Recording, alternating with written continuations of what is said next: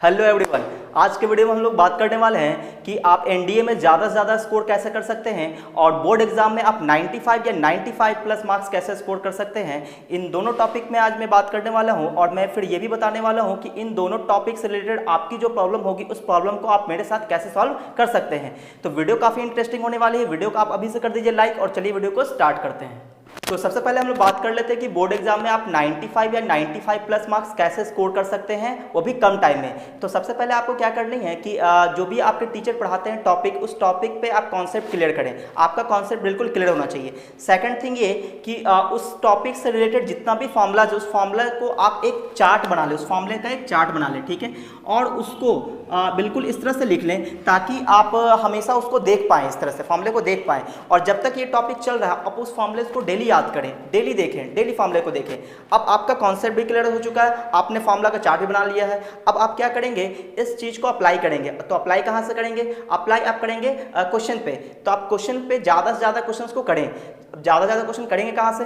तो NCERT book तो आपको बनानी ही बनानी है, साथ ही साथ आपको एक हेल्पिंग बुक भी रखना है। कौन सा हेल्पिंग बुक? आप कोई भी बुक रख सकते हो। मैं यहाँ पे अपने सब्जेक्ट मैथमेटिक्स की बात कर रहा हूँ, तो आप आर डी शर्मा रख सकते हैं, आर एस रघवाल रख सकते हैं, या फिर हमारे बिहार में जो सबसे फेमस बुक है मैथमेटिक्स में के सी सिन्हा, ये काफ़ी अच्छी बुक है, तो आप इसको भी रख सकते हैं। और मैं इसी बुक को फॉलो करता हूँ और हमारे बच्चे जो है 95 या 95 प्लस मार्क्स स्कोर करते हैं।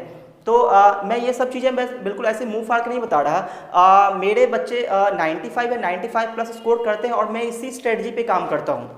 इसी स्टडी पे मैं लास्ट 6 ईयर से काम कर रहा हूँ और मुझे बहुत अच्छे रिजल्ट मिल रहे हैं। तो अगर आप स्टूडेंट हैं तो ये स्ट्रेटजी जरूर अपनाएं ताकि आप ज़्यादा से ज़्यादा स्कोर कर पाएंगे। तो फार्मूला का चार्ट आप इस तरह से बना लें कि जो भी टॉपिक्स होंगे पहले आप फार्मूलाज उसके कॉन्सेप्ट को क्लियर करें। सेकंड थिंग कि आप उससे रिलेटेड जो भी फार्मूलाज हैं उस फार्मूलेज को आप एक चार्ट बना के जरूर रख लें ताकि आप को जब भी ज़रूरत हो आप उस फॉर्मूले को देख सकें। और आपको फॉर्मूला को डेली देखना है। आप फॉर्मूला को डेली एक बार देखें, ना याद करें आप बिल्कुल, लेकिन देखें डेली एक बार। इससे क्या होता है कि आपका जो फॉर्मूलाज है उसका एक इमेज बन जाता है आपके माइंड में।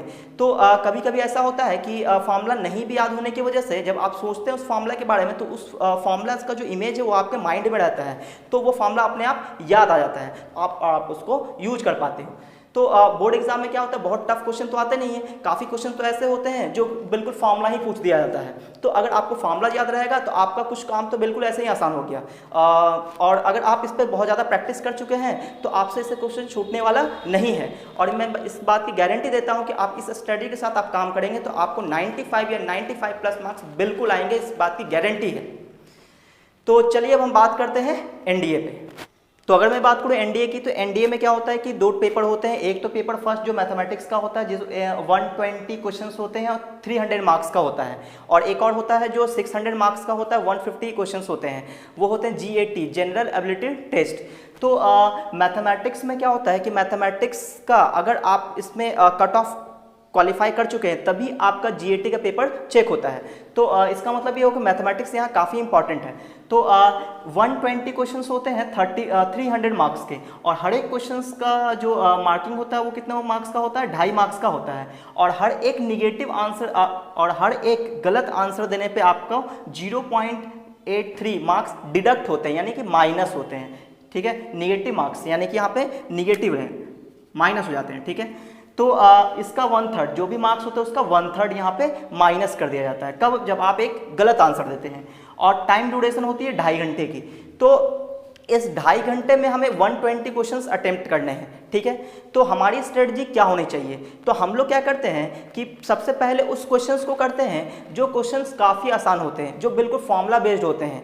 तो इसलिए मैं बोलता हूं कि जब आप जो भी टॉपिक आप पढ़ रहे हो तो आप उसका कॉन्सेप्ट क्लियर करें, उस टॉपिक से रिलेटेड जितने भी फॉर्मूलाज हैं उसको आप जरूर याद रखें, और बिल्कुल इस तरह से याद रखें कि जब भी आप लिखें तो बिल्कुल 100% सही लिखें उसको। एक फॉर्मूले का आप चार्ट बना लें ताकि, और उसको आप डेली देखें, ताकि इससे होगा क्या कि आपके फॉर्मूलेज का उसका माइंड में एक इमेज बन जाएगा, उस फॉर्मूले का इमेज बन जाएगा आपके माइंड में, और आप काफ़ी अच्छे से यूज कर पाओगे, बिल्कुल सही यूज कर पाओगे। और यहाँ पर बात रहती है स्पीड की, तो स्पीड काफ़ी अच्छी स्पीड भी होना चाहिए और एक्यूरेसी भी होना चाहिए, ठीक है। अच्छा, तो सबसे पहले हम उस क्वेश्चन को अटेम्प्ट करते हैं जो क्वेश्चन काफ़ी इजी होते हैं, जो फॉर्मुला बेस्ड होते हैं। तो 120 क्वेश्चंस आपको कोई ज़रूरी नहीं है कि आपको क्वालिफाई करने के लिए 120 क्वेश्चन करना जरूरी है।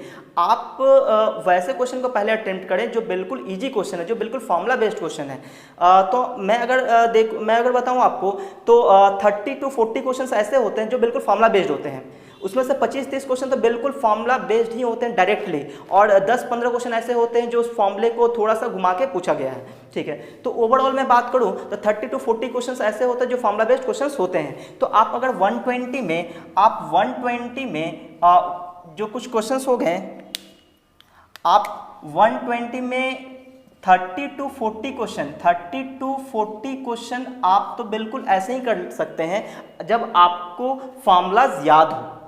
तो अब रहेगी बात 80 to 90 क्वेश्चन। अब 80 to 90 क्वेश्चन के लिए क्या करना है? 30 to 40 क्वेश्चंस के लिए आपको क्या करना है कि कॉन्सेप्ट क्लियर करनी है।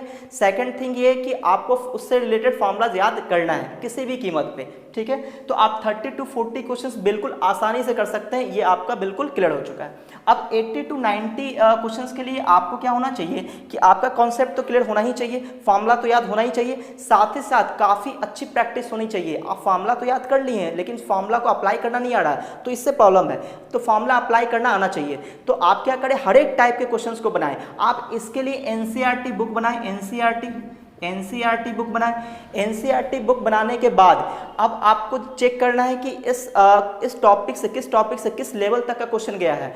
आप उस क्वेश्चन को देखने के लिए आप क्या करें, टॉपिक वाइज जो पास्ट ईयर में क्वेश्चंस आए हुए हैं उस क्वेश्चंस को आप बनाएं यहाँ पे।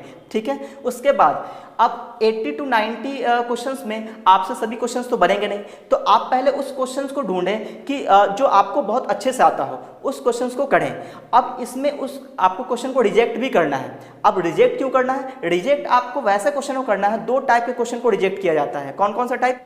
एक टाइप तो वो जो आप टॉपिक पढ़े ही नहीं है और उससे क्वेश्चन पूछ दिया गया है तो उसको आप रिजेक्ट करेंगे। और सेकंड क्वेश्चन वो कि जो आपको अच्छे से आता हो बट आप क्या किए हैं, कैलकुलेशन में फंस चुके हैं, आप टाइम ज़्यादा ले रहे हैं, तो वैसे क्वेश्चन को भी रिजेक्ट करना है। तो इन दो टाइप के क्वेश्चन को आपको रिजेक्ट करना है। क्योंकि रिजेक्ट करना अगर आपको नहीं आता है तो आप नेगेटिव मार्क्स ज़्यादा ले आओगे और फिर आपका स्कोर बहुत नीचे चला जाएगा। तो आपको अगर ज़्यादा स्कोर करना है तो आपको क्वेश्चन रिजेक्ट करना भी आना चाहिए। जो टॉपिक आप नहीं पढ़े उससे अगर क्वेश्चन आ गया तो उसको आप 100% छोड़ दें, उसको आप अटेम्प्ट ना करें।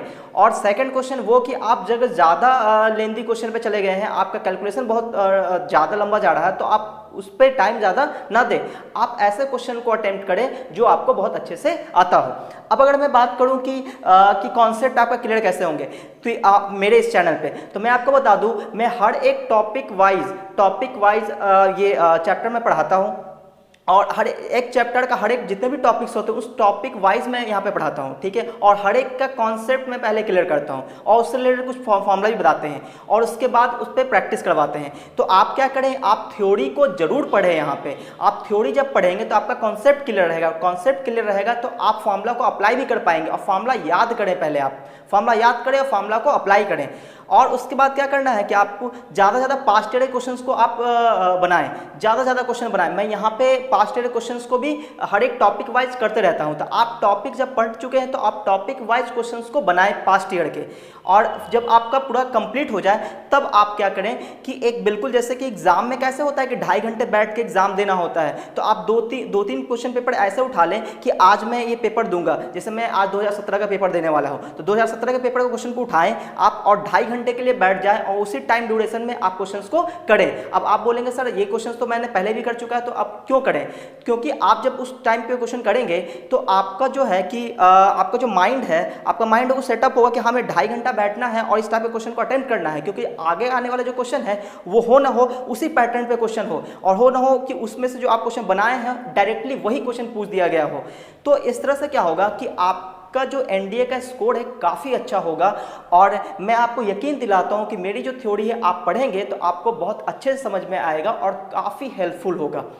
तो अब मैं बात कर लेता हूं कि आपके प्रॉब्लम की सॉल्यूशन कैसे होगी। तो आप जो भी मैं टॉपिक पढ़ाता हूँ उस टॉपिक का जो वीडियो है उसके नीचे आप कमेंट कर लें, या फिर आप मुझे इंस्टाग्राम पे फॉलो कर लें और वहाँ पे आप मुझसे क्वेश्चन पूछ सकते हैं, मैं आपको सॉल्यूशन प्रोवाइड कराऊंगा। मैं अपने इंस्टाग्राम का लिंक मैं डिस्क्रिप्शन बॉक्स में डाल दिया हूँ, आप चाहे तो वहाँ पर जाके चेक कर सकते हैं। आप मुझे वहाँ पर जाके फॉलो कर लें और जो भी आपकी प्रॉब्लम होगी आप वहाँ इंस्टाग्राम पर मुझे मैसेज करें और जो भी क्वेश्चन आप उस क्वेश्चन का फोटो वहाँ पर सेंड कर दें। मैं कोशिश करूँगा आपको उसका वीडियो प्रोवाइड कराने की। तो जब ज़्यादा क्वेश्चन इकट्ठा हो जाएगा तो मैं उसका वीडियो सॉल्यूशन भी लेके आ जाऊँगा। और हो सकता हो कि अगर मैसेज में अगर उसका कॉन्सेप्ट अगर मैं बता सकूं तो मैं मैसेज में ही उसको क्लियर कर दूंगा। तो और जो बच्चे हम ऑफलाइन जुड़ना चाहते हैं मैं बता दूं उसके लिए मेरे पास 2 सेंटर है, एक है मैथमेटिक्स ओरिजिन जो पटना सिटी में है और दूसरा स्कोप है जो संपाचक में है। तो दोनों का मैं एड्रेस और कॉन्टैक्ट नंबर दोनों मैंने डिस्क्रिप्शन में डाल दिया है, आप चाहे तो वहाँ पे जाके देख सकते हैं। अगर आपको ये वीडियो अच्छा लगा तो वीडियो को लाइक कीजिए और अगर आप मुझे चाहते हैं कि सपोर्ट करना तो आप इस वीडियो को ज़्यादा से ज़्यादा लोगों तक शेयर कीजिए, इंस्टाग्राम, फेसबुक, मैसेंजर जहाँ भी आप चाहते हैं वहाँ शेयर कीजिए ताकि ज़्यादा से ज़्यादा वीडियो लोगों तक पहुँच पाए। और अगर आप मेरे चैनल पर पहली बार आए तो चैनल को सब्सक्राइब कर ले और बेल आइकन जरूर दबा दें ताकि जैसे मैं कोई नया वीडियो डालूंगा आपको नोटिफिकेशन मिल जाए।